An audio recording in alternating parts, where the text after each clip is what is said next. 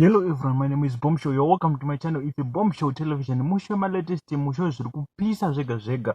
Kana uri munyowani, don't forget to subscribe to our channel. It's a Bombshow television. Nhasi ndauya ne good news. Kana une business raunoita, imborisa mu comment section unoona kuwana nonechi ne customer kana munhu anozvida.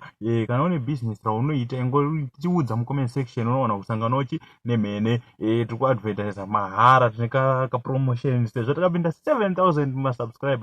Guys, ndokubigai makapenga. Ndimi munoita tirambe tichiendera kumberi tichaga ma latest. So ndisinganyanyi kupedza nguva. Kana uri munyowani ndinokuchingamidza nemufaro. Don't forget to subscribe to our channel. Ndisinganyanyi kupedza nguva. Let's get into today's story, and don't forget to advertise your business with us. Number munozowana pa description ye channel kana kuti ndichadzisa mu comment section.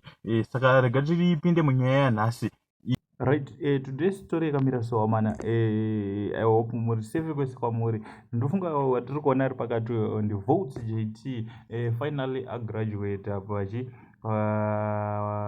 ma studies anga achiita. So tongoti congratulations. Pane video randa kuratidzai ariko ku graduation party. So tongoti congratulations to Voltz JT. Vamwe vanoti ndio mambo ipopo but asati inangu andikwanise kuzvimirira. So the video iro ndaona tetemazi time tiri paroad city to city ndaranda kufunga ndapadiki upadiki mana wakamuudza ngeti city yangu inodhura fryer Voltz. Alright. Zemari ake mangani kwa akambomona akanenge 16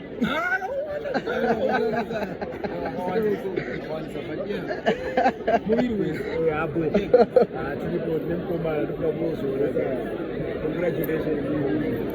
He graduated. George